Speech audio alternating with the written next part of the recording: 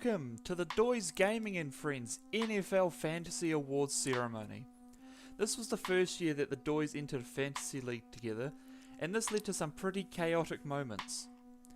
This awards ceremony is a night to look back and celebrate the end of the season, but before we get underway, we must first give Tom Kiss Your Son Brady a round of applause for winning the Super Bowl against Pat McAfee Antivirus.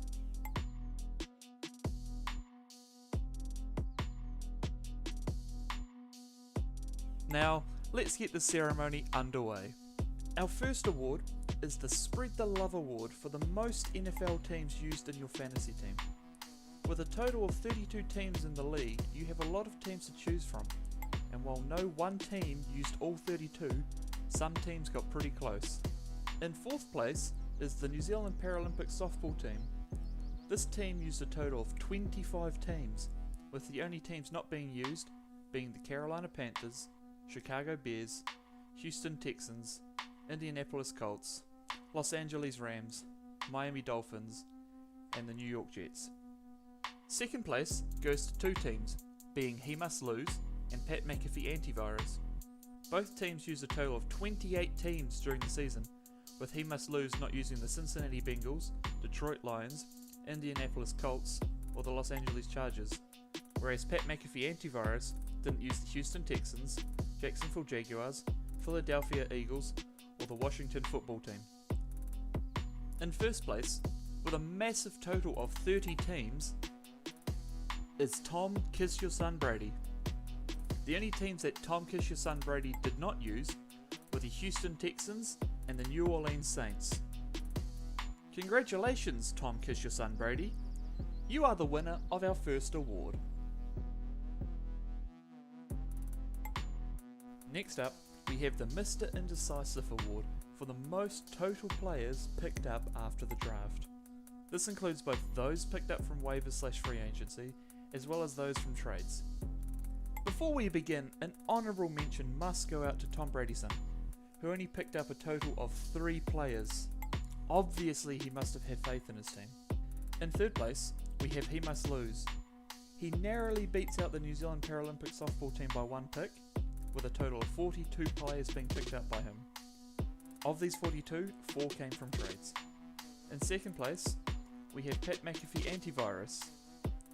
They added an extra 11 players on top of He Must Lose, coming in with a total of 53 players.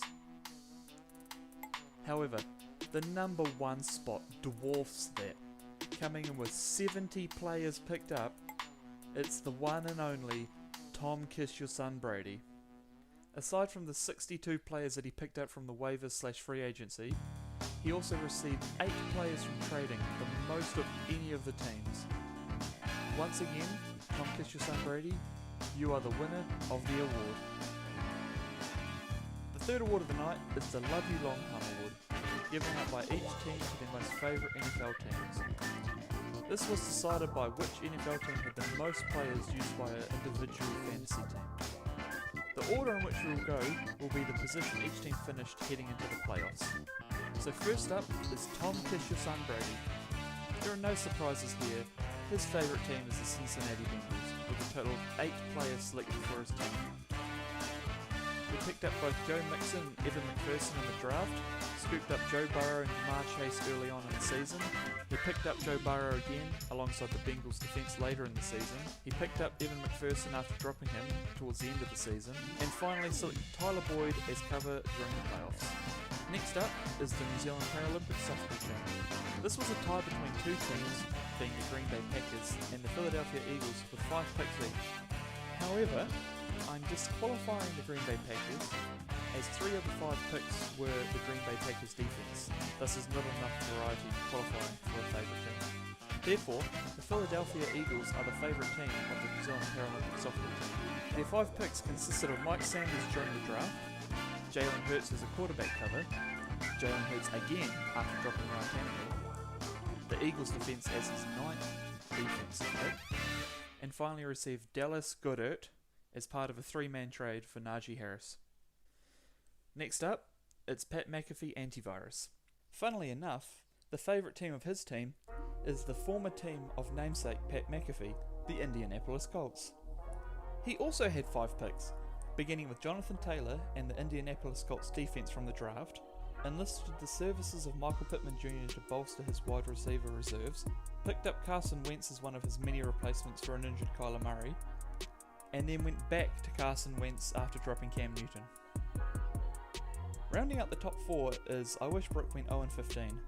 Just like the New Zealand Paralympic softball team, I Wish Brooke went 0-15 also had 2 teams on 5 picks, being the Dallas Cowboys and the New Orleans Saints.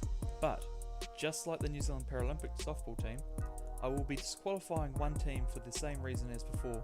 3 of his 5 New Orleans Saints picks were the New Orleans Saints defense, so just like the Packers, they have been disqualified. This means that I Wish Brooke went 0-15's favourite team is the Dallas Cowboys. 3 of his picks came in the draft, with Ezekiel Elliott, Amari Cooper and Dak Prescott joining his ranks. Amari Cooper then became his 4th pick after being dropped and picked up again. Then Dalton Schultz rounds out his list as a tight end cover for the 3rd place playoff. In 5th place, we have Hamish's win was illegitimate, but he'll be forever 4th place in our hearts. His favourite team ended up being the Tampa Bay Buccaneers with 6 picks from them. Mike Evans, Antonio Brown and Leonard Fournette were all picked up in the draft, and he secured the services of Cameron Brate while Gronk was out injured. He received the Tampa Bay Buccaneers defense in a trade, only to drop them and pick them back up again, rounding out his 6 picks. The man with a nice 6-loss win-loss rate, Long Schlongs, is our 6th place player. His favourite team is not one team, but 2. Both of these teams had 3 picks for them, and since none of them were duplicates, I couldn't disqualify either of them. Therefore, he is the only team to have 2 favourite teams, being the Atlanta Falcons and the Los Angeles Rams. For the Falcons, Long Schlongs picked up Kyle Pitts and Mike Davis from the draft, while receiving Cordarrelle Patterson from a trade. On the Rams side, he only secured Darrell Henderson from the draft and got Tyler Higbee from halfway through the season. His 3rd pick was from the same trade that gave him Cordarrelle Patterson, with Matthew Stafford also being included in said trade. Our favourite underachiever is in 7th place, Mr. He Must Lose. His favourite team is the Los Angeles Rams with a contentious 6 picks. What makes it contentious is that one of his 6 picks didn't actually begin the season with the Rams. In fact, he was never a part of the Rams whilst under contract with He Must Lose. However, even with just 5 picks, the Rams would still be He Must Lose's favourite team, so I'll include him. In the draft, he picked up Robert Woods, Tyler Higbee, Matthew Stafford, and the contentious pick, Odell Beckham Jr., who at this point was a part of the Cleveland Browns. He was gifted Cooper Kupp from a trade and picked up Matt Gay towards the end of the season, rounding out his 6 picks. Not shocking at all, Tom Brady's son finished in 8th place as he cosplayed a dad going out to get some milk. His favourite team was selected in the draft. In fact, the 3 players that made up his favourite team were all consecutive picks for Tom Brady's son. In rounds 8, 9 and 10 in the draft, Tom Brady's son selected the New England Patriots' Mac Jones, James White, and Jacoby Myers for his team. Next up is the Joshua Johnson Award for the most teams played for by an individual player. With a maximum of 8 teams to play for, there is a good chance a player would play for at least more than one of them, and a good majority of them did that. But who did it the most?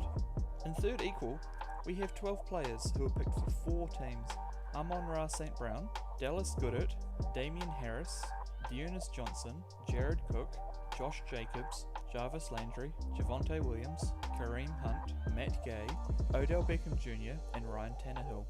However, there were 2 players who were picked 5 times. They were Joe Burrow and Younghoe Koo. For the defensive teams, there is only first place. This is shared by 3 teams: the Green Bay Packers, the New England Patriots, and the New Orleans Saints. However, there is a catch. Not all of these players were picked for unique teams. For example, Joe Burrow is listed as playing for 5 teams, but both Tom Kishasung Brady and Pat McAfee Antivirus have picked him up twice each, meaning that there was only a total of 3 unique teams that he had played for.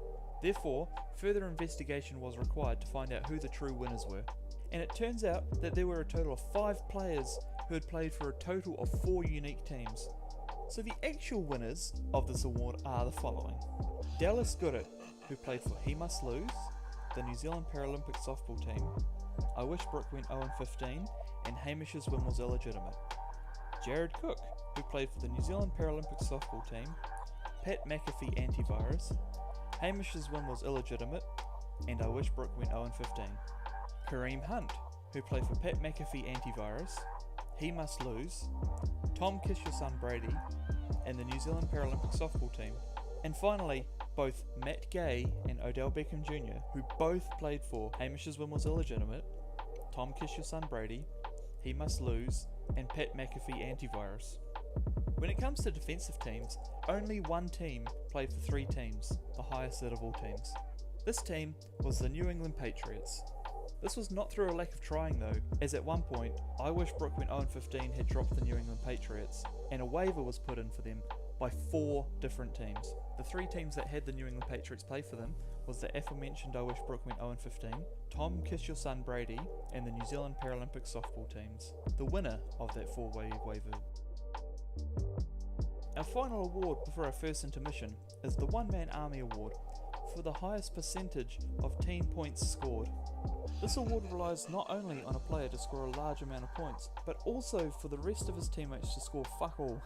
There were many occasions where a player would score big but have a low percentage, such as Stephon Diggs in week 10 having a percentage of under 20% while scoring over 30 points, or Cooper Kupp in week 2 scoring 36 points but having a percentage of 18%. Coming in at the number 3 spot, we have a moment that truly flew under the radar, and I can't believe that almost no one talks about it or brings it up. Jamar Chase in week 17. Chase put up 55 points that week, with the next highest on his team being Patrick Mahomes with 20. This gave Chase 36.5% of his team's score, and also netted Tom Kiss Your Son Brady the fantasy Super Bowl. But that wasn't enough to net him the number 1 spot, or the number 2 spot at that matter. In second place, we have T. Higgins of Tom Brady's son. Now, it is kind of cheating because 3 of his teammates were out due to injury or the bye week, so that gave him an advantage, but it would also be super unfair on Higgins to exclude him from this list. Higgins made 29 points against Tom Kiss Your Son Brady in week 13, which netted him 38.25% of his team points, with the next highest score being 14 by TJ Hawkinson. Before we get to the number 1 spot, I'd like to give an honourable mention to the New Zealand Paralympic softball team for trying to cheat the system. During week 6, they did not have 1 top scorer, but 2. Both Najee Harris and Nick Fant posted 24.7 points out of his team at 136.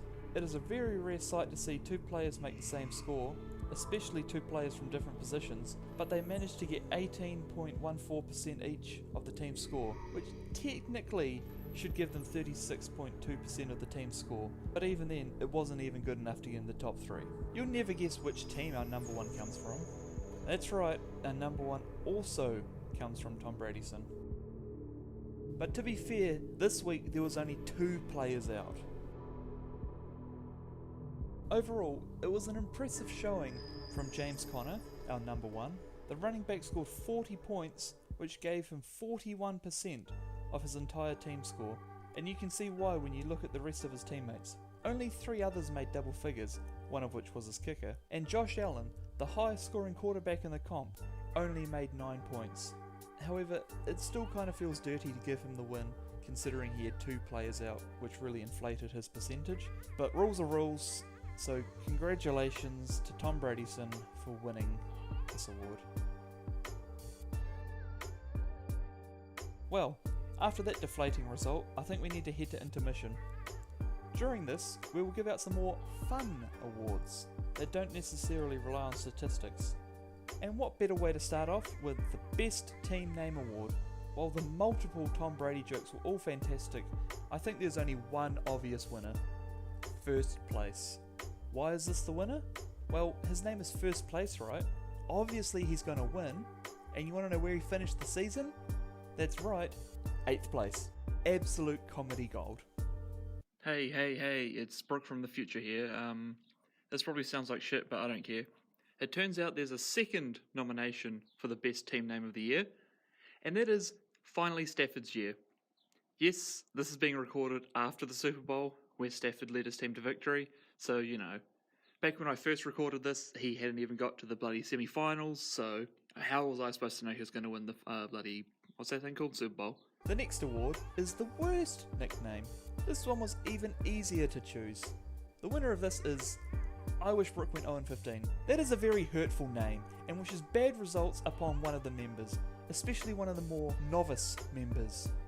I was considering Brad as fuck all for this, as it's the same vein, it's very mean to one of the competitors, but I know that that name comes from a place of love, not hostility. The next award is for players who top scored for 2 or more teams. While this seems like it could be pretty rare, 5 players managed to do this feat. First off, Matthew Stafford. He top scored for Tom Kish's son Brady in week 6, and then followed it up with top scoring for Long Schlongs in weeks 8 and 12. Likewise, Adam Thielen top scored for He Must Lose in week 1, and then for Pat McAfee Antivirus in week 6, the week that he was traded from He Must Lose, and also the week Pat McAfee Antivirus was taking on He Must Lose, as well as week 12.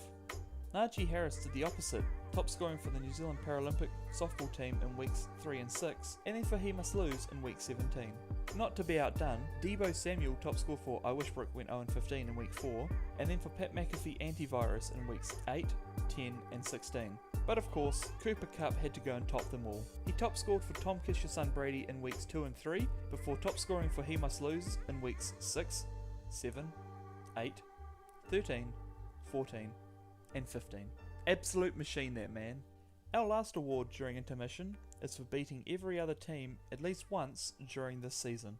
Surprisingly, only 2 teams managed to achieve this, with the first team to do it being I Wish Brook went 0-15. He accomplished this in week 9, defeating Tom Kish's son Brady. It then took another 6 weeks before a second team managed to accomplish this, and Pat McAfee Antivirus also defeated Tom Kish's son Brady. Of the remaining teams, Tom Kish's son Brady never defeated the New Zealand Paralympic softball team. Hamish's win was illegitimate, didn't defeat Tom Kish's son Brady. The New Zealand Paralympic softball team never defeated Hamish's win was illegitimate, nor I Wish Brook went 0-15. He Must Lose never defeated Tom Kish's son Brady or Pat McAfee Antivirus. Long Schlongs never defeated Tom Kish's son Brady or the New Zealand Paralympic softball team. And finally, Tom Brady's son never defeated Tom Kish's son Brady, I Wish Brook went 0-15, and Pat McAfee Antivirus. Okay, that's enough for now, let's get back to the real awards. Our next set of awards are bunched awards, with each award having 2 to 4 minor awards comprised as one award. The first award in this bunch is a double header, being the Big Summer Blowout and the Just the Tip awards, for the biggest and smallest winning margins respectively. The qualification for the Big Summer Blowout is to win by at least 40 points. We had a total of 13 games in which this happened, but which was the biggest? In third place, we go back to week 7 for a game between I Wish Brook went 0-15 and the New Zealand Paralympic softball team.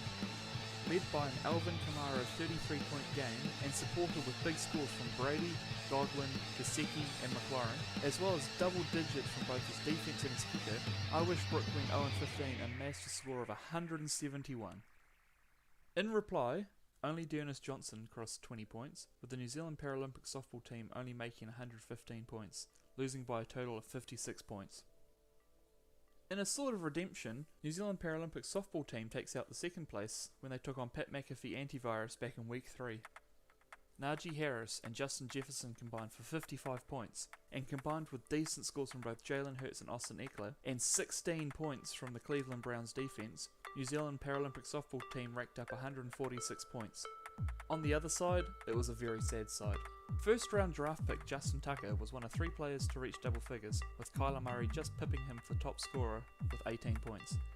A very disappointing showing from both Nick Chubb and Jonathan Taylor, who both scored 8 points, plus an injury to Rob Gronkowski meant that Pat McAfee Antivirus could only muster 82 points, losing by a whopper 64 points. But that's still not the worst loss. For this, we need to go back even further, all the way back to week 1. Our first place goes to I Wish Brook went 0-15 for his first round victory against Hamish's win was illegitimate.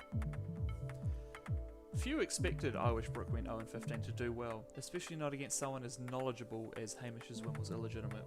And with a team starting players like Aaron Rodgers, Derrick Henry and Darren Waller, his win looked all but certain.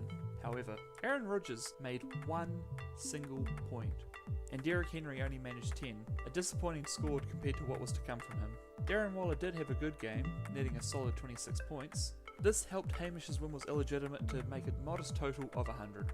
This total was basically chased down by I Wish Brook went 0-15's wide receivers, with scores of 38 from Amari Cooper, 31 from Deebo Samuel, and even 24 from Sterling Shepard. And this is before we even mention Tom Brady. 27 points from him, as well as 15 from his defence, led to I Wish Brook went 0-15, reaching a total of 179 points, a crushing win by 79 points. This gives I Wish Brook went 0-15 their first award of the night. On the flip side, the qualification for the Just a Tip award is a win by less than 10. Unlike the blowouts, these close losses were only in the single digits, with a total of 9 of them. In third place is the biggest loser from the previous game. Hamish's win was illegitimate, and the second biggest loser, Pat McAfee Antivirus. Having yet to win a game, and having just lost one of his biggest point scorers in Rob Gronkowski, Pat McAfee Antivirus went into this game with something to prove. A double Browns running back play led to 28 points from Kareem Hunt and Nick Chubb, and Deontay Johnson brought home 24 more points, giving Pat McAfee Antivirus a total of 118 points, a lead by 27 points heading into the final day. However, Hamish's win was illegitimate, still had their quarterback and tight end to play, and sure enough, the gap between the two teams began to shrink and shrink, and once the final whistle blew, Hamish's win was illegitimate, finished on 120 points, winning by a total of 2.32. In second place, we have a game between Long Schlongs and I Wish Brook went 0-15. Taking place in week 13, the ramifications of this game were high. I Wish Brook went 0-15 had begun a losing streak. There were 3 teams closing in on his position. Surely he would beat the last place Long Schlongs. I Wish Brook went 0-15 began with the lead as the Cowboys played the first game of the week, but as the Sunday night games began, the lead began to fluctuate. Keenan Allen put Long Schlongs ahead, but Rob Gronkowski took it back. Justin Jefferson then regained the lead, and thanks to Matthew Stafford, Long Schlongs kept the lead right up until the final game, despite the efforts of Hunter Renfrow. The difference between the two teams heading into the final game was a measly 7 points, and that final game was defense versus defense as the Bills took on the Patriots. All the Patriots defense had to do was outscore the Bills by 7 plus whatever the Bills defense scored. Do that, and the win was I Wish Brook went 0-15's. The Patriots scored 8 points that game, giving I Wish Brook went 0-15 an end total of 131. The Bills, on the other hand, scored 3 points, which gave the 8th place Long Schlongs the win by 2.18 points. Before we get to the final match, I'd like to shout out 2 other matches that were won by only a couple of points. In week 8, Long Schlongs had a close call with the inactive Tom Bradyson. They eked out a win by 2.34 points. This was also one of the last weeks where Tom Bradyson had his entire team score, as opposed to having anywhere from 1 to 5 players make 0. That next week, I Wish Brook went 0-15 snuck a win out of Tom Kish's son Brady thanks to the combo of the New England Patriots team rolling the Carolina Panthers and Tom Kish's son Brady's wide receivers scoring a combined 25 points. Despite this, the scoreline difference was only 2.94. So, the number 1 position, however, puts all of these games to shame. Only a week after just beating I Wish Brook went 0-15, Long Schlongs were at it again. This time, they were taking on the underachieving He Must Lose. Long Schlongs got off to a huge lead. In fact, almost all of his points were scored after the first round of Sunday night games. Long Schlong's total of 121 was achieved mostly off the back of the Vikings, with Dalvin Cook and Justin Jefferson combining for 55 points. However, while Ryan Tannehill made a below average 16 points, Matthew Stafford was sitting on the Long Schlongs bench with 23 points, with this come back to haunt Long Schlongs. He Must Lose started off much slower and was nearly 75 points behind Long Schlongs after the first round of Sunday night games. However, he had more players to come, including the big dog Cooper Kupp. In fact, it came down to both Cooper Kupp and tight end Zach Ertz to bring home the W for He Must Lose. So of course, Cooper Kupp ended the game on 31 points, and the 9 points from Ertz helped bring He Must Lose to 121 points. That's right, the winner of this game was decided by less than 1 point. The final score for Long Schlongs was 121.54, and for He Must Lose, it was 121.98, giving He Must Lose not only the win, but the Just the Tip award. Congratulations to I Wish Brook went 0-15 and He Must Lose on their award wins. The next award is the He Knows How to Pick Him / Should Have Stayed in the Drafts award for the best number 1 draft pick and the worst last round draft pick respectively. Unlike most awards, there is a very low number of people to choose from. Therefore, we are able to show off all of the potential winners on screen. For both the best and the worst picks, we will be going off the total points scored for their team whilst playing. So, any points scored on another team or whilst on the bench will not count. Let's start with the first round draft picks. For Tom Kiss Your Son Brady, we have Saquon Barkley. For Tom Brady's son, we have Devontae Adams. For Hamish's win was illegitimate, we have Derrick Henry. For Long Schlongs, we have Dalvin Cook. For the New Zealand Paralympic softball team, we have Austin Eckler. For He Must Lose, we have Christian McCaffrey. For I Wish Brooke Went 0-15, we have Alvin Kamara. And for Pat McAfee Antivirus, we have Justin Tucker. Well, I think I can guess who isn't winning. In third place, we have Alvin Kamara. Alvin Kamara scored a total of 206 points over the season for I Wish Brooke 0-15, including a 33-point week in Week 7. What let him down was a 4-week injury layoff, although he bookended this by top scoring for his team. In second place, we have Devontae Adams. Adams was a huge driving force for Tom Brady's son's victories, especially after he abandoned his team. A game against Pat McAfee Antivirus in Week 14, where Adams scored 34 points, got closer than it should have, considering Tom Brady's son only had 5 players. And games against He Must Lose in Week 12, and Hamish's win was illegitimate in Week 16, were won by Tom Brady's son thanks to Adams scoring 18 and 33 points respectively. However, in Week 8, Adams contracted COVID and was moved to Tom Brady's son's bench, where he stayed for 3 weeks, missing out on a total of 55 points. Maybe, if he had been moved back into the playing team, he would have taken out the number 1 spot, but instead, he only settles for second.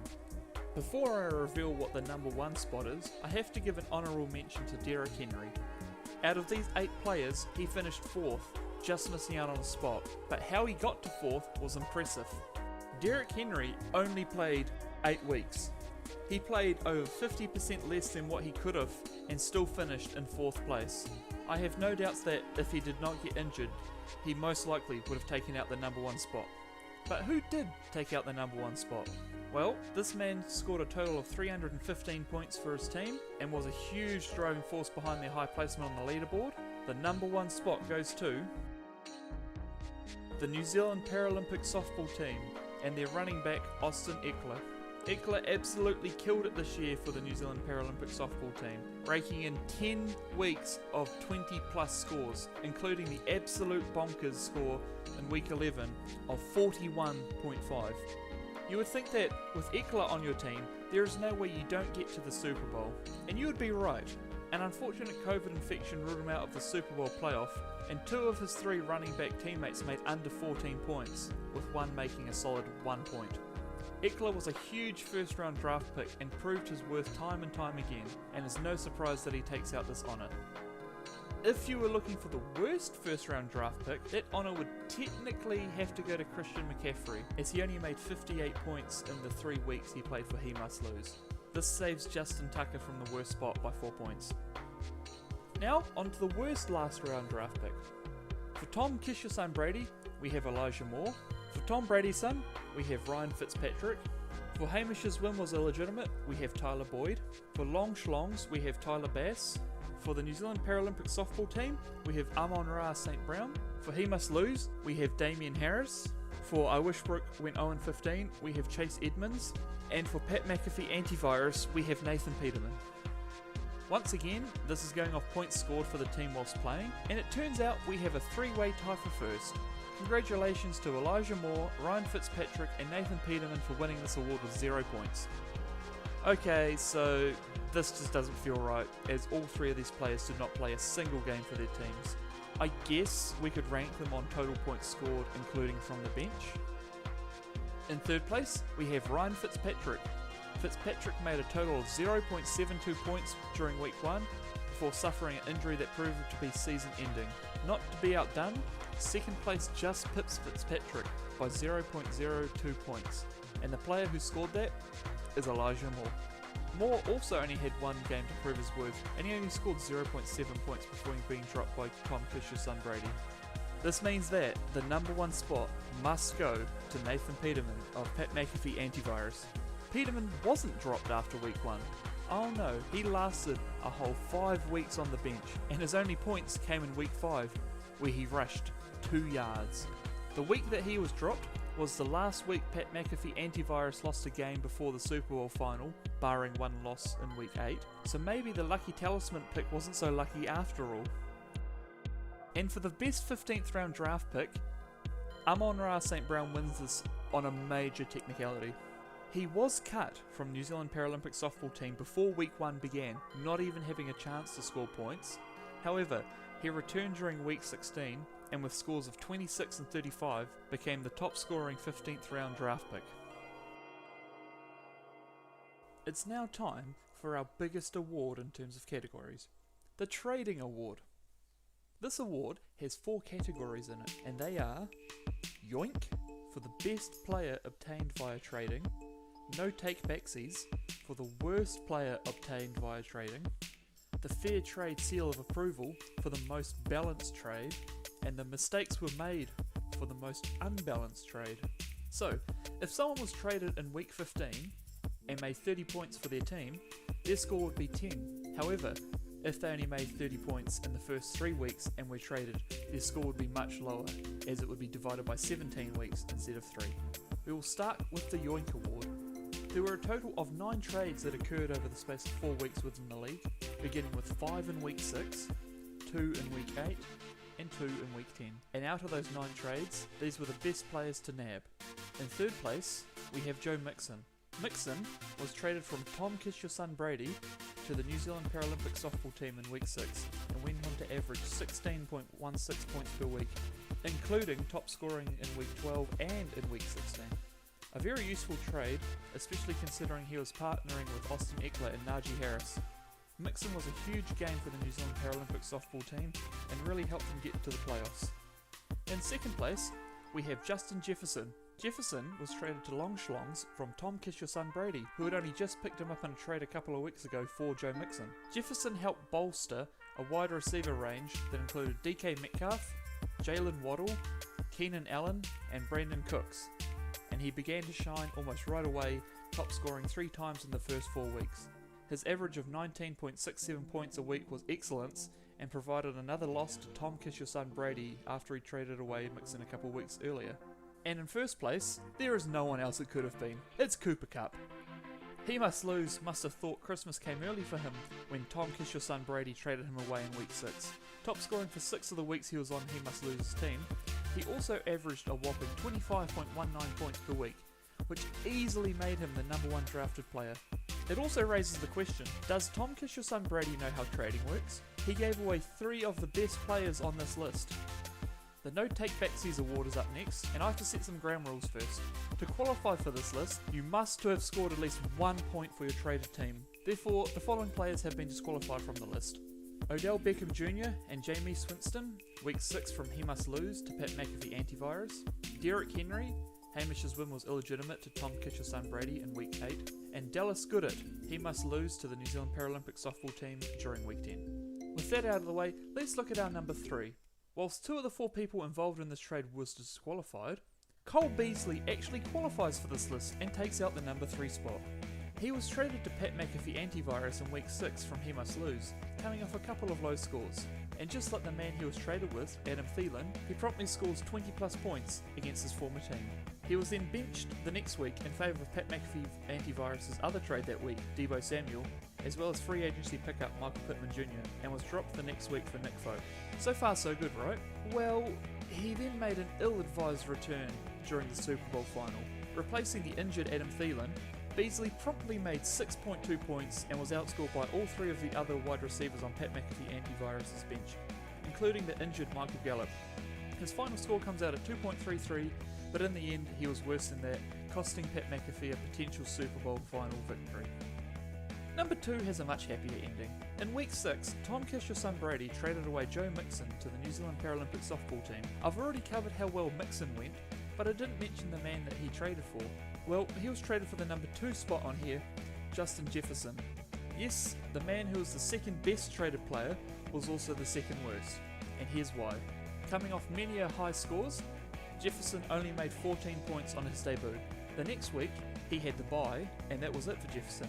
The next week, he was traded as part of a 3-man trade for Patrick Mahomes, and ended up with 14 points for Tom Kish's son Brady. That means that his total score comes out to 1.17, but it's not a true reflection of his talent. As for our number 1 position, well, we have to go back to week 6, and in fact we have to go back to the trade that gave us Cole Beasley. This was a large trade involving 6 players changing teams, as he must lose took Kareem Hunt and Deontay Johnson from Pat McAfee Antivirus in exchange for Adam Thielen, Cole Beasley, Odell Beckham Jr. and Jameis Winston. Originally, the trade was for Nick Chubb instead of Kareem Hunt, but Pat McAfee Antivirus convinced he must lose to take Hunt on the basis that he has to take Hunt because that's his last name too. And what a bullet Pat McAfee Antivirus dodged there. In his first week for He Must Lose, Kareem Hunt made 10.8 points before promptly making it onto the IR list. That ended up being the last time Kareem Hunt played for He Must Lose. He spent 2 weeks on his bench once healed, but was then dropped. He actually made his way onto Tom Kish's son Brady's bench, but instantly went back on the IR list again. So in total, Kareem Hunt averaged a pitiful 0.9 points per week. I guess now is probably a good time to look at the Fair Trade Seal of Approval Award for the fairest trade. At first glance, you would think something like a 1-for-1 trade would be the fairest trade, and that the Matt Gay-Tyler Bass trade was looking like the likely winner. But in fact, there is a fairer trade than that, and somehow, Tom Kish's son Brady, the man who traded away the 3 best players involved in trades, is involved with this trade. In week 8, Tom Kish's son Brady decided that he really wanted Patrick Mahomes, and offered not 1, not 2, but 3 players to Longschlongs. And not just any old players. He offered Matthew Stafford, Cordarrelle Patterson, and Justin Jefferson. And initially, it looked like another bad deal for Tom Kish's son Brady. A few low scores, combined with him sitting on the bench when he scored big, left Mahomes looking like a big loss. But eventually, he began to score big week on week, and in the end, Mahomes averaged 12.36 points per week, which seems very poor for a quarterback, but for the first 6 weeks, his average was only just over 5. Meanwhile, the trio that Tom Kish's son Brady sent to Longschlongs had a mixed bag. Jefferson ended up averaging nearly 20 per week, and Stafford had an almost similar average to Mahomes, but Cordarrelle Patterson only averaged 5. Once we combine the 3, we see that their weekly average score was 12.58. That means the difference between these 2 trades is a measly 0.22 points, which makes the trade the fairest of the lot. On the other hand, mistakes were made for sure when Cup left the coop. In fact, I'd say it was a pretty big far Cup. These puns only really work when they're written down, huh? Yes, the trade between Tom Kish's son Brady and He Must Lose in week 6, the first trade to go down, was the most unfair. We already know that Cup averaged 25 after being traded, but what about the people that were traded for him? Well, Christian McCaffrey was looking like a decent pick until his season was over a mere 6 weeks into the team. He did manage to score 69 nice points during that time, but that led to an average of 5.76. Stafford was even worse. He did come in to try and fill the Russell Wilson-sized hole left in Tom Kish Brady's team after he went down with an injury, and he started off well, scoring 25 points in his debut, and the next week he scored 27. So why is he worse? Well, remember the trade for Mahomes? Yeah, Stafford was gone after 2 weeks, neutering his average down to 4.37. So combined, their average is 5.06 points per week, which is just over 20 points less than Cooper Kupp, which easily makes this the worst trade in the season's history, statistics-wise. The one thing we have to consider is that Stafford was used to get Mahomes, and Mahomes scored a lot of points for Tom Kish's son Brady. We are now coming up to the final award in this chunk, and this is the Bench Awards. These are pretty straightforward, so let's get into it with the Subman Coach Award for the highest total score by a benched player. This is yet another award that I had to rejig for entertainment purposes, as the top 3 were all just backup quarterbacks. In fact, the top 5 were all quarterbacks, with Derek Carr and Kirk Cousins missing out on the top 3. Therefore, I've limited it to 1 position per place. If I did not change this, then Jalen Hurts would have finished in 3rd place, being kept on the bench by Justin Herbert, and Dak Prescott would have finished 2nd, kept on the bench by Tom Brady. I will not reveal who the number 1 spot is, because they are still on this list. Anyway, let's get into the actual top 3. In 3rd place, we have a wide receiver. Originally fighting for a spot against Jalen Waddle, Julio Jones and DK Metcalf, Keenan Allen is our number 3 spot.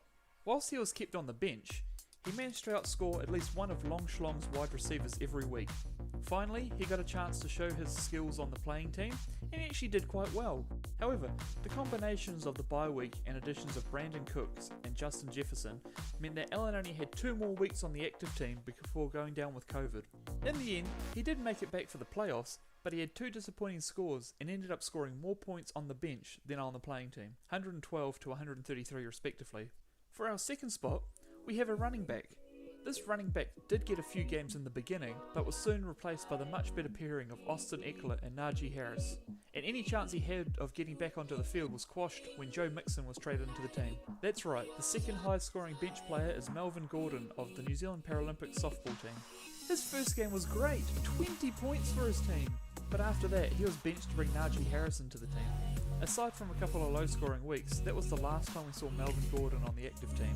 His final tally of points from the bench is 137.2 points, which vastly outnumbers his 41.3 points scored whilst playing.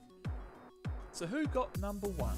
We know that it's a quarterback, and we also know that it's not Kirk Cousins, Derek Carr, Jalen Hurts, or Dak Prescott. So who could it be? Well, let's just say that this was the only player to spend the entire season on the bench, and for good reason. Who could justify not playing Josh Allen? That's right, the highest scoring bench player is the one and only Mac Jones. Tom Bradyson is 100% justified in not bringing Mac Jones on. From the 17 weeks in the season, Mac Jones only outscored Josh Allen twice. The first of these 2 times was during the Bills' bye week, and the second time was during the final week, and even then, he only outscored him by 2 points. His total of 197 points on the bench only narrowly beat out Dak Prescott for the top spot, owing to the fact that Prescott actually scored points on his team. But still, 200 points on the bench without a run is a pretty impressive thing to have. When it comes to the highest scoring benches, third place goes to a team that finished second in the Biggest Win Award. The New Zealand Paralympic softball team might have scored 146 on his active team, but his bench also scored a massive 106 points, led by a Justin Herbert, Mike Williams 63-point game, as well as high tens from Mike Gordon and Chase Claypool. Second place was another huge team effort. Aside from Derek Carr, every one of his bench that scored outscored one of his active players, and even then, Derek Carr made 24 points. But Tyler Lockett's 31, combined with Marquise Brown's 23, really helped build a bench that managed to crack 110 points. That score, which was scored in week 2, was the highest score for a bench for the entire season. But, during the final week, it was beaten. Yes, Pat McAfee Antivirus, in the final of the Super Bowl, had a bench that was 3 points away from beating his active team. Every single player outscored someone on the team except for Kyler Murray. But listen to this. Kyler Murray, 22 points. Rashad Penny, 32 points. Darrell Williams, 25 points. Brandon Ayuk, 13.4 points. Michael Gallup, 12.6 points. KJ Osborne, 14 points. So, congratulations for building such a strong bench. Maybe next time you should start some of them, huh? Pat McAfee Antivirus? Maybe then you would have won the Super Bowl. Okay, I think we need another intermission. Time for some more fun awards. How about the Backfire of the Year award? There were so many plans that ended up failing miserably, but the best one had to be Tom Kish's son Brady dropping his regular defense for the LA Chargers defense. They were taking on the Houston Texans, who had lost their entire offensive line to COVID. So you would think that would be an easy point grab, right? Well, they scored -3 points. Tom Kish's son Brady still won the game, but his plan couldn't have gone any worse. However, he is not the winner of the Unluckiest Player award. That goes to He Must Lose. Why, you might ask? Well, I hope you're sitting down, because we've got a few things to go over here. First off, in week 11, Lamar Jackson pulled out of the game due to injury. However, the Fantasy app did not update to let He Must Lose know that Lamar Jackson was not playing. Therefore, Lamar Jackson started at his quarterback. What makes it even worse is that he only lost by 11 points, and Kirk Cousins, his backup quarterback, scored 25 points, robbing He Must Lose of a win against Tom Kish's son Brady. Fun fact, this is actually the second time Tom Kish's son Brady had won in a manner like this. During week 8, Calvin Ridley took a leave of absence from the game just before play. However, this happened at 4:30 New Zealand time. Pat McAfee antivirus was still asleep at the time and woke up at 6:03 AM, 3 minutes after the game began, to see that Calvin Ridley was out and that he couldn't change his team. Not only did Tom Kisher's son Brady win against him, but Michael Pittman Jr., who was on his bench, scored 30 points, and Pat McAfee antivirus only lost by 16 points. Continuing on the unlucky he must lose train, he had arranged a trade with I Wish Brook went 0-15. This trade was accepted and he was just waiting for it to go through. Instead, the trade failed because I Wish Brook went 0-15 had too many players due to one of his injured reserve players becoming fit. Both players went on to lose their matches that week, and there was a high chance that both of them would have won if the trade had gone through. Then, there was the unlucky trade of week 6. He Must Lose traded away 4 players, including Adam Thielen and Cole Beasley. Well, he traded them to his opposition that week, Pat McAfee Antivirus, who was 0-5 at that point. Not only did he give Pat McAfee Antivirus his first win, the 2 top scorers against him were Thielen and Beasley. Lastly, He Must Lose finished 3rd on total points scored this season. Ahead of Tom Kisher Brady, who finished in 1st place, but He Must Lose finished in 7th place, only ahead of the guy that gave up. Overall, it was a very unlucky season for He Must Lose. He's hoping that next year is a better season for him. Finally, we have Image of the Year. This year had some wacky moments, but these 3 moments sum it up pretty well. Number 3 is Antonio Brown, moments after removing his pads. He had just been taken off and he didn't take it too well, eventually leaving the ground while the game was still in play. Needless to say, he was dropped from the Buccaneers after this game. Second place is another tantrum, this time from Tom Brady. He had just had 3 of his offensive players taken out of the game with injury, that being Leonard Fournette after Chris Godwin and Mike Evans also went down during half-time, and was in danger of being shut out for the first time in 15 years. So obviously, he wasn't happy about it and ended up taking out his frustration on the tablet. How could something like that be beaten? Well, good old Aaron Rodgers' toe. He was explaining that he was suffering from a toe injury and decided to give the interviewer a better explanation by taking off his sock and showing his toes to the camera. I couldn't think of a better way to wrap up this intermission, so now back to the final of the awards. The first award in our final block of awards is the Diamond in the Rough Award, given to the most points scored by a player who wasn't drafted in the original draft. 120 draft picks isn't that much, all things considered. There is still so much good talent available, and those 120 could also go down injured. In 3rd place, we have a player you normally wouldn't see in a high-scoring position, but he is one of only 3 players to have scored over 100 points from not being drafted. Yes, this man is a kicker, being the kicker for the Arizona Cardinals, Matt Prater. Prater was picked up early on for Long Schlongs as a replacement for Tyler Bass, and he did pretty well replacing him. 2 15-point games in 4 weeks gave him a nice boost to his points, and he enjoyed the loneliness of being a kicker up until his bye week in week 12. In the 9 weeks that he had played, he had racked up 70 points, which is pretty decent for a kicker. He continued with his scoring ways until being benched unexpectedly in week 14 with his bye week replacement Chris Boswell. Prater didn't care though, and needed his 3rd 15-point game. A couple of low-scoring games for his standards went by, but at this point he wasn't going anywhere, and in the final game notched his 4th 15-point game and ended up top scoring for his team. A very good season for the kicker indeed. In 2nd place, we have a player who initially wasn't picked up from the free agency from his current team. Instead, he was traded to his current team in week 6 and hasn't looked back since. That's right, Deebo Samuel is our 2nd highest scorer. Having already scored 110 points in the first 5 weeks for I Wish Brook went 0-15, he found his new home at Pat McAfee Antivirus and went to work almost instantly, right after his bye week that is. Scoring 186 points from 11 weeks, Deebo was a force to be reckoned with and commanded a spot on the team, only missing 1 game where he was fit to play. This, and a minor injury towards the end of the season, really impacted his chances of scoring points, as he could have easily been the number 1 spot if he was with Pat McAfee Antivirus from the beginning. Instead, 1st place goes to a very dangerous player who can really mess up the opposition on the right day. Just ask Pat McAfee Antivirus. Yes, that can only mean one person, Jamar Chase. Chase, in his rookie year, was competing against Cooper Kupp, CeeDee Lamb, DJ Moore and AJ Brown for a spot on the playing team. And in his first game, only Golden Boy Kupp outscored him. After a low score, he was benched, only to outscore all of the wide receivers by at least 5 points. Another 30-plus game followed by a very lean patch lasting for many weeks. A couple of good 20-plus scores before the playoffs cemented him in place in the Super Bowl final. He did alright in the Super Bowl final, nothing special, Just a mere 55 points for the game, practically handing Tom Brady the trophy right there and then. It is a very exciting time for the rookie. We can only wait and see where he goes from here. On the defensive side of things, we did have one team score over 100 points, being the New England Patriots. They were picked up by I Wish Brooke went 0-15 in the 4th week, before being dropped for scoring 20 points from 3 games. This did not last, however, as the next week they were back and doubled their points with a 20-point game. A couple of weeks later, they were the top scorer for their team with a 28-point game. They cracked 100 points in week 13, but they were dropped again and picked up by another team.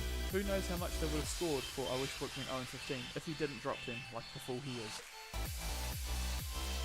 In a similar vein to our last award, our next award is the One Man's Trash is Another Man's Treasure award. This is given to the player with the most points from their new team compared to their original drafted team. This one was a lot easier to figure out as there is only a total of 120 players to search through, and a lot of them either stayed with their original team or were dropped and were never seen from again. In fact, at the end of it all, there were only 19 players who scored more on their second or even third teams. More impressively, more than half of these players actually scored points on their original team before leaving, as compared to being dropped with 0 points. So in third place, we have a running back that became an integral part of their new owner's team, forming a 3-man power trio with the other running backs Nick Chubb and Jonathan Taylor. We are talking about Josh Jacobs here. Originally drafted to He Must Lose, he was dropped in week 1 despite scoring 17 points on his bench. He spent the next 5 weeks on the free agency until he was picked up by Pat McAfee Antivirus as a replacement for Zach Moss, who was covering an injured Nick Chubb. Once again, he was dropped after 1 game, scoring a decent 15 points. However, with Calvin Ridley out, Pat McAfee turned to Jacobs again, this time to fill the flex role. A couple of those scores led to him being replaced with AJ Dillon, and it took until the bye week for Chubb to get Jacobs back into the team, and he did well. He matched Jonathan Taylor's score of 24 that week, and then next week became the top scoring running back for the team. Second place was one of those players who were fighting an uphill battle from about week 7 onwards, having their owner give up on them. Yep, one of Tom Brady's players is on the list, and it's none other than T. Higgins. This is very surprising, as Tom Brady's only picked up 3 extra players, one of which was T. Higgins. Higgins, who started out on the Long Schlongs team, had his season derailed early on with his shoulder injury. When he was fit and ready to go, his spot on the team was taken by Keenan Allen, DK Metcalf, Julio Jones, and Jalen Waddle. He was let go and snapped up by Tom Brady's in week 8, replacing Devontae Adams during his bye week. It was around this time that Tom Brady's abandoned his team, thus Higgins was guaranteed game time every week, even week 10 when he was off with an injury. It wasn't until week 12, where the final changes to Tom Brady's team was made, that Higgins began to leave his mark. A 23-point game was followed by a 28-point game, and a couple of weeks later, he hit his peak with a 43-point game. An injury-free season could have seen him take the number 1 spot, but not this year. Before we get to the number 1 spot, I have both an honourable and dishonourable mention to make. First off, the dishonourable mention. The lowest scoring player to appear on this list is Odell Beckham Jr. Drafted to He Must Lose, he was traded to Pat McAfee Antivirus before being dropped. He was picked up by Tom Fisher's son Brady, but was dropped without even making it to the bench. Finally, he was picked up by Hamish's win was illegitimate, and he got his one and only starting game. However, in that one game, he managed to end Hamish's win was illegitimate season. See, for Hamish's win was illegitimate to qualify for the playoffs, he needed to beat I Wish Brooke went 0-15 by about 24 points. Getting into the final game, he had both Odell Beckham Jr. and Van Jefferson to play, and he was leading by 4 points. Surely those two could score the remaining 20 points needed between them, right? Well, no, they couldn't. In fact, they couldn't even make double figures combined. And Odell Beckham Jr.'s massive total of 1.7 didn't help. Meanwhile, on the other side of the spectrum, Justin Jefferson had just finished up 5 weeks of play for the New Zealand Paralympic softball team and is nearing in on 100 points when he was traded to Tom Fisher's son Brady. As mentioned earlier, this lasted all of 2 weeks before he was then traded to Long Schlongs. With his season half over, Jefferson went into overdrive and not only hit 100 points for his new team, he was only 4 points off 200 points. Unfortunately, his 97 points for his original team meant that he only finished 4th on this list. Nonetheless, it is very impressive to see that he almost cracked the top 3 after having such a large score to overcome.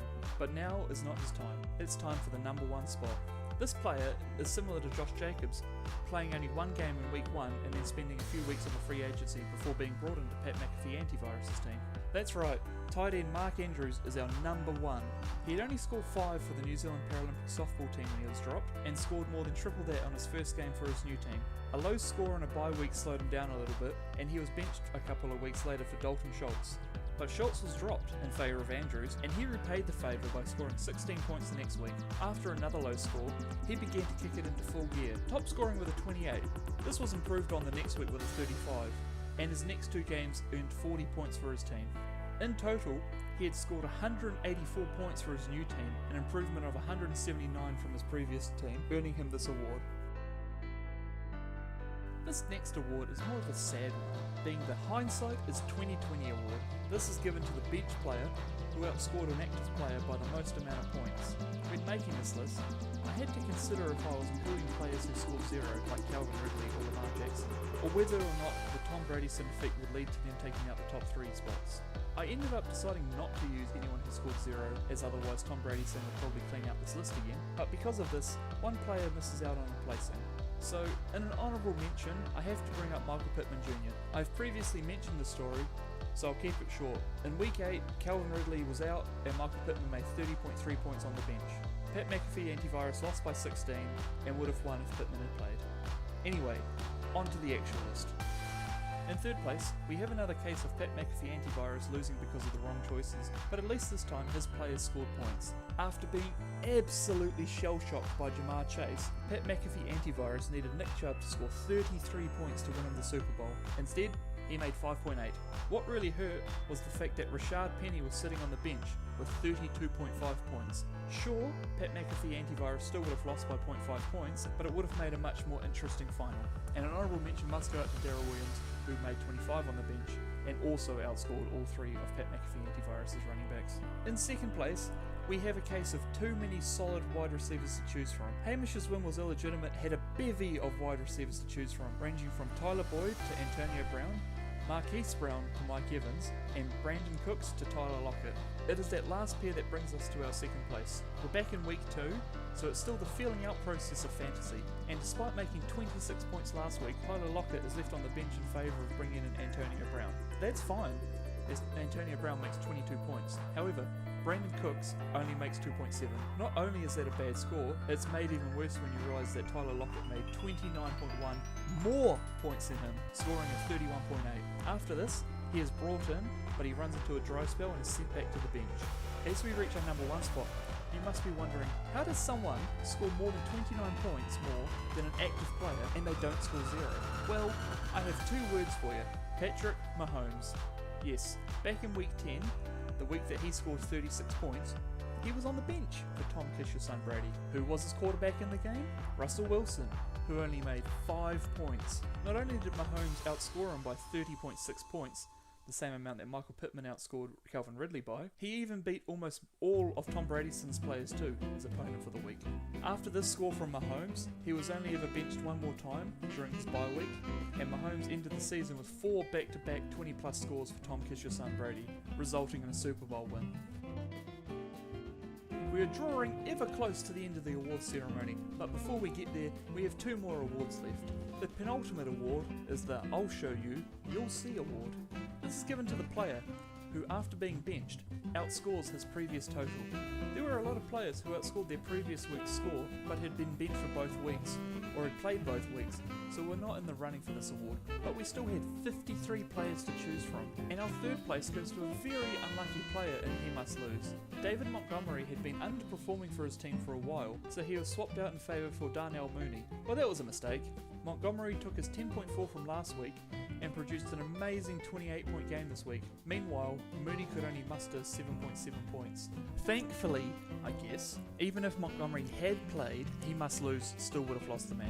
Second place is another case of inconsistent scoring. Scores of 6.3 and 5.7 did not instill much faith into Longschlongs, and so Jalen Waddle was benched. So what does he do? Goes out and scores a flat 29 points next week for a 23.7 difference. Unfortunately, his scores after that continue to be inconsistent and he does not see much gameplay. But the first place winner had an even bigger improvement. Yes, It's the previous award-winning quarterback Patrick Mahomes with his 36-pointer from Week 10. As I mentioned earlier, he had a bunch of low scores, and his scores of 14 and 10.4 were not impressive readings, and Russell Wilson was only just coming back from an injury. Surely he just slots back into the number one quarterback spot, right? That is exactly what happens. But you already know what happens. Patrick Mahomes decides, okay, I'm going to outscore my previous score, and he improves on his last week's score by a whopping 25.8 points. And as I mentioned earlier, he never fell out of the number one quarterback spot since. It is that time now, folks. It is time for the final award, which is the Down Since Day One award. This is a very different award to all of the others. This goes to a team which would have scored the most points if it had not changed from their Week 1 team. In third place, we have I Wish Brooke went 0-15.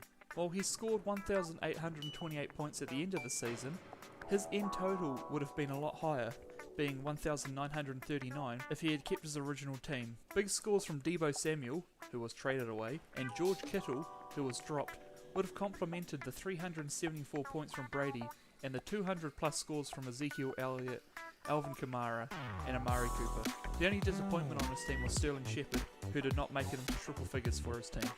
Second place ends up going to first place. No, I don't mean Tom. I mean Tom Kiss Your Son Brady. Trading away Cooper Kupp was a very bad idea, considering he made over 400 points, but Joe Mixon's 287 points was also a huge loss. Not much else to talk about, as Saquon Barkley's score is very disappointing. AJ Brown was injured for a good chunk of the season, and so was Russell Wilson. Despite all this though, Tom Kiss Your Son Brady would have finished with over 2,000 points. And in first place is none other than the people's favourite team, the New Zealand Paralympic softball team. So, it turns out that Brad picked a better team for Liam than he did himself. 5 of the New Zealand Paralympic softball team's players would have got 300 plus point scores, with Justin Jefferson traded and Mark Andrews dropped early on. The only 2 of those 5 no longer with his team. What makes this win even more impressive is that his original kicker was Josh Lambo. Lambo only scored 5 points before being dropped not only from the New Zealand Paralympic softball team, but from his actual playing team as well, the Jacksonville Jaguars. And so that wraps up the 2022 Doiz Fantasy Awards ceremony. Thank you for coming out and spending the last however long this has been going on for with me as I take you down memory lane. I hope you all have a good day, night, whatever it is outside, and I'll see you again on Tuesday for some WWE action. Bye guys. Where you find me?